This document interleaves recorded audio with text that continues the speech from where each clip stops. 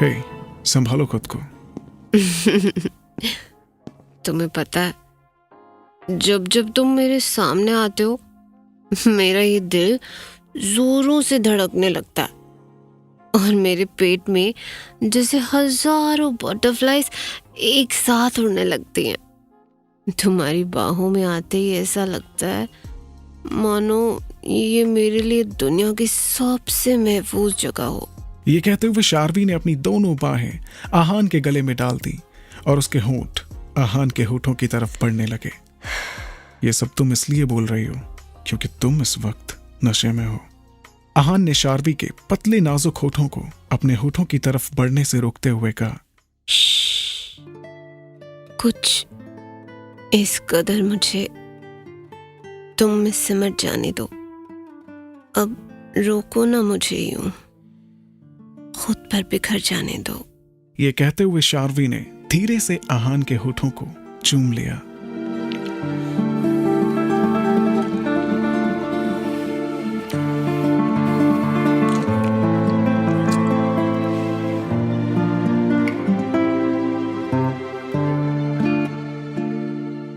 मुंबई। आसमां को छू लेने वाली एक ऊंची इमारत के आलीशान केबिन में कांच की दीवार के पास खड़ा एक शख्स एकटक बाहर की ओर देख रहा था। उसकी उम्र लगभग 27-28 साल के आसपास होगी। उसके एक हाथ में एक कॉफी का मग था और उसके दूसरे हाथ की उंगलियां मग के किनारों पर चारों तरफ लगातार घूम रही थीं। और उसके चेहरे के एक्सप्रेशंस को देखकर ऐसा लग रहा था मानो जैसे वो शख्स किसी गहरी सोच में खोया हो। ये शख्स कोई और नहीं बल्कि रॉय ग्रुप्स का सीईओ आहान रॉय था। अचानक "May I come in, boss?" की आवाज के साथ केबिन का डोर नॉक हुआ और आहान अपने ख्यालों की दुनिया से बाहर आया। "Yes, come in." इतना बोलकर वो पीछे घूमा और जाकर अपनी चेयर पर बैठ गया। तभी उसका असिस्टेंट शोभित अंदर आया और बोला, "सर, आज आपकी मिस्टर वालिया के साथ 12 बजे मीटिंग है।" और शोभित ने इतना कहा ही था कि आहान ने उसकी बात बीच में ही काटते हुए अपनी कोल्ड वॉइस में पूछा, "मैंने जो काम तुम्हें दिया था वो पूरा हुआ या नहीं?" ये सुनते ही शोभित जल्दी से बोला, "अब सर, हम पता लगा रहे हैं, शाम तक उसकी सारी डिटेल्स आपको मिल जाएंगी।" इतना सुनते ही आहान के एक्सप्रेशन एकदम से चेंज हो गए और उसने अपनी गहरी काली आंखों से उसे घूरते हुए कहा, "शाम 6 बजे। आज शाम 6 बजे तक का वक्त है तुम्हारे पास। उसका पता चल जाना चाहिए, वरना कल से तुम मुझे यहां दिखाई मत देना। अंडरस्टैंड?" "अब यस सर," शोभित हड़बड़ाते हुए जल्दी से बोला। तभी आहान की कड़क आवाज उसके कानों में पड़ी, "अब तुम्हें और कुछ कहना है? नहीं तो तुम जा सकते हो।" यह सुनकर शोभित जल्दी से बोला, "सर, मिस्टर जयराज मेहरा के यहां से पार्टी का इनविटेशन आया है। आज शाम उनके बेटे रोहन की एंगेजमेंट पार्टी है। तुम्हें पता है ना कि मैं ऐसी पार्टियों में नहीं जाता।" आहान ने अपनी नजरें अपने लैपटॉप पर जमाते हुए कहा, "जी सर, पर आपके डैड चाहते हैं कि आप वहां जाएं।" शोभित ने घबराते हुए कहा। उसके चेहरे को देखकर ही कोई भी बता सकता था कि वो अंदर से कितना घबराया हुआ था और उसे वो कुछ शब्द कहने में ही कितनी हिम्मत जुटानी पड़ी है। "तुम्हें जो काम दिया गया है, तुम पहले वो काम पूरा करो, ओके? और अब तुम यहां से जा सकते हो।" ये कहते हुए आहान ने एक नजर घूर कर उसकी तरफ देखा और वापस अपनी नजरें अपने लैपटॉप पर गड़ा ली। उसकी नजरों को देखकर शोभित "यस सर" कहते हुए जल्दी से केबिन से बाहर निकल गया। बाहर निकलते ही उसने गहरी सांस ली और अपने सीने पर एक हाथ रखते हुए कहा, "अभी तो बच गया, मगर शाम 6 बजे तक मैंने काम पूरा नहीं किया तो बॉस मुझे उठाकर इस ऑफिस से बाहर फेंक देंगे। चल बेटा शोभित, लग जा जल्दी से काम पर। हेलो?" ये कहते हुए उसने किसी को फोन लगाया और बाहर की तरफ चला गया। शोभित के बाहर जाते ही लैपटॉप पर काम करती आहान की उंगलियां अचानक ही रुक गई। उसने अपना फोन उठाया और उसमें एक तस्वीर देखने लगा।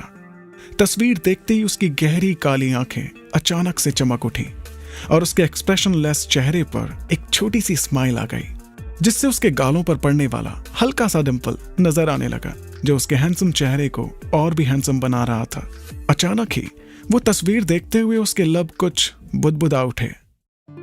"तेरा ख्याल ही काफी है बेचैन दिल होने को, तेरी एक तस्वीर ही काफी है तेरी आंखों में खोने को।" कुछ तो बात है इन खामोश निगाहों में तेरी, यूं ही नहीं मचलता ये दिल तेरा होने को। कहाँ हो आखिर तुम मिस कॉटन कैंडी।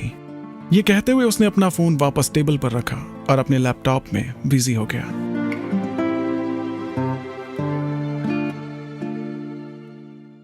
दूसरी तरफ मुंबई के ही एक अपार्टमेंट में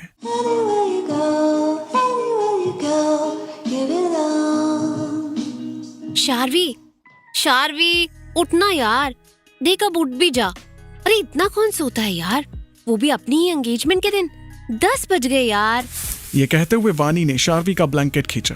कंबल के खिंचते ही शार्वी ने अपनी नशीली सी आवाज में कहा, सोने देना यार वानी, आज तो फैशन हाउस भी नहीं जाना यार। ये कहते ही शार्वी ने वापस से कंबल खींचकर अपने मुंह पर डाल लिया। शार्वी अब तो उठ रही है या मैं ये जग का पानी तेरे ऊपर डालूं? वानी ने टेबल से जग उठाते हुए कहा, उठ रही हूँ यार, हद है, कोई चैन से सोने भी नहीं देता। ये कहते हुए शार्वी अंगड़ाइयां लेते हुए उठकर बैठ गई। उसकी खूबसूरत काली आंखों में अभी भी नींद भरी हुई थी, जिससे उसकी लंबी घनी पलकें नींद से बोझल होकर बार बार झपक रही थी। उसके लंबे शाइनी ब्राउन हेयर उसके चेहरे पर बिखरे हुए थे।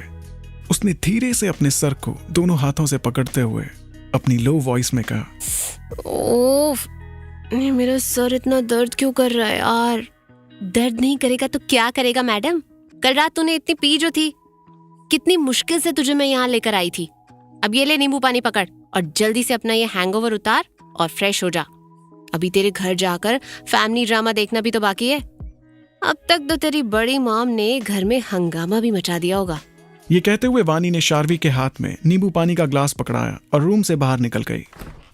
अपने एक हाथ में ग्लास पकड़े और दूसरे हाथ से अपने सर को दबाते हुए शार्वी की आंखों के सामने कल रात का नजारा घूम रहा था।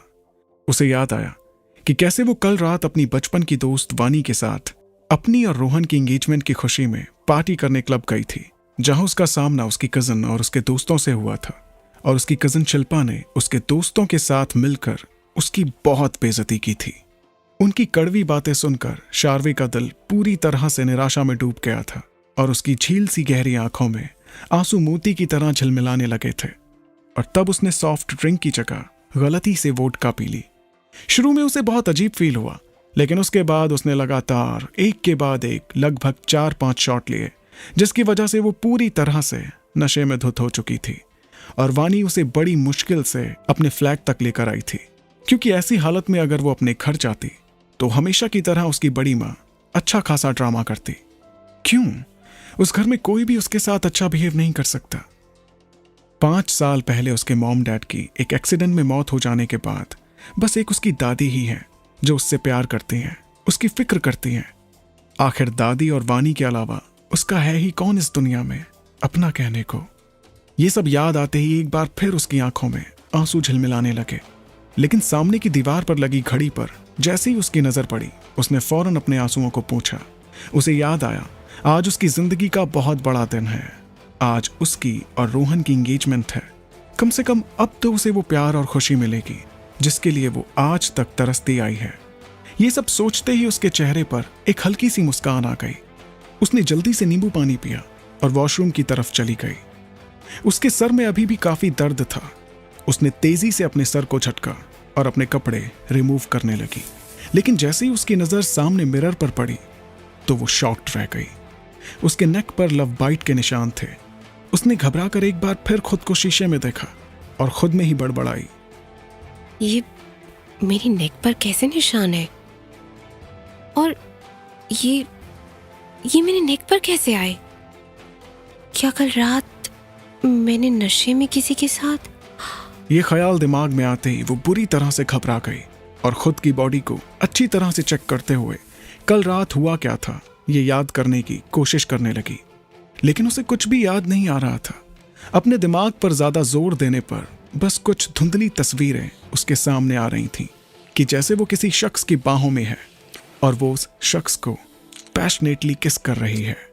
वो सोचने लगी आखिर कल रात हुआ क्या था उसके साथ और वो शख्स कौन था जो उसके इतने करीब था।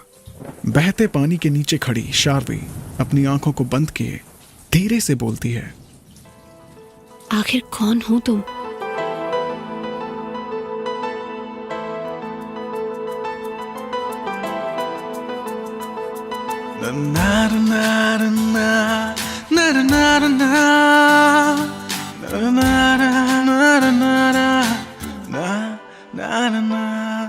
एहसास तेरा हर पल साथ है, अब तू ही जिंदगी है, तू जान है।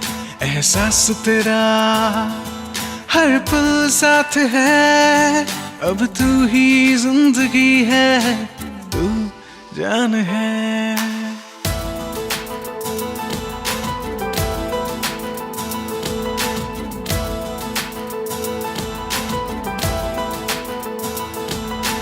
आखिर कौन था वो और क्या हुआ था उस रात सारवी के साथ, जानेंगे तू जान है कि अगले एपिसोड में। कहानी से जुड़े अपडेट्स पाने के लिए अभी मेरे चैनल को सब्सक्राइब कीजिए और बेल आइकन को प्रेस करना मत भूलिए। हंसते रहिए, मुस्कुराते रहिए और सुनते रहिए देवांश को।